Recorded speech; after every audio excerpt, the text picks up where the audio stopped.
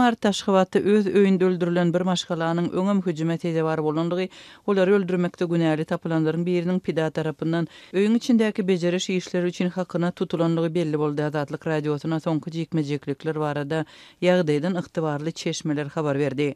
15-nji martda Giýişlik Aşgabatyň bir taraplyk şaý ýoly öňkü Goragly köçesi bilen Hoja Ahmet Ýasawy köçesiniň çatragyna gola ýerleşýän bir köp gatly ýaşaýyş çaýynyň birinji gatynda bolup geçen ganly wakada 3 adamdan ibarat tutuş maşgala helak edildi.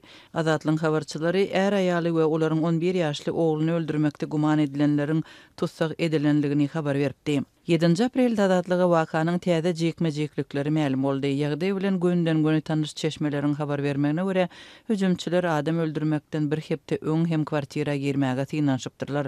Çeşme Aşgabatdaky protokol köçelerinde aşaky gatlarda penjerelere gora üçin demir gözenekleri gurmaga ruhsat berilmeýänligini belledi. Olar ilkinji gedek 7 martdan 8 marta geçýän gije jaýa girmäge synanşdylar. Dip Çeşme aýtdy. Onuň sözlerine görä hüjümçiler odal bu kwartirada işläpdirler. Öý eýesi olary kanalizasiýa işlerini berja etmek üçin hakyna tutupdyr.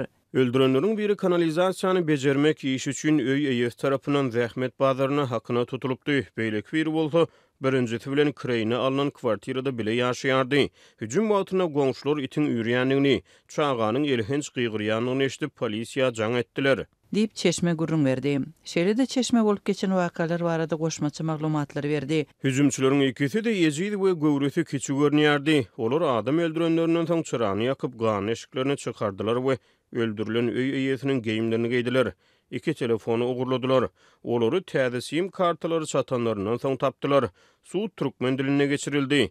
İkisine de 25 ýyl berildi. Başdaky 5 ýyly odan nefret türmesine, öldürenleriň biri ozalom türmede oturup çykypdyr. Olaryň ýaşaýan kwartirasynyň eýesine 8 ýyl berildi. Dip Çeşme 7 aprelde Azatlyga habar berdi. Mundan öň habarçylaryň kanun goraýjy daralardaky çeşme targylanyp beren maglumatlarynda hüjüm edenleriň maşgala başynyň kellesine 14 bıçak uranlygyny, aýaly 9 gedek bıçaklandygy, 11 ýaşly oglany bolsa 7 gedek yaralap helak edenligi aýdyldy.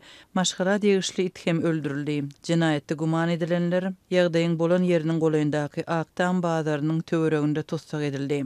Odal habar berilýär deslapky maglumatlarda hüjümçileriň paýtagta iş üçin baran Daşoğuz vilayatynyň 1996-njy ýylda doglan we Libap vilayatynyň 1998-njy ýylda doglan adamlar bolup, olaryň awatlaýyş işleri bilen meşgullananlygy aýdylypdy.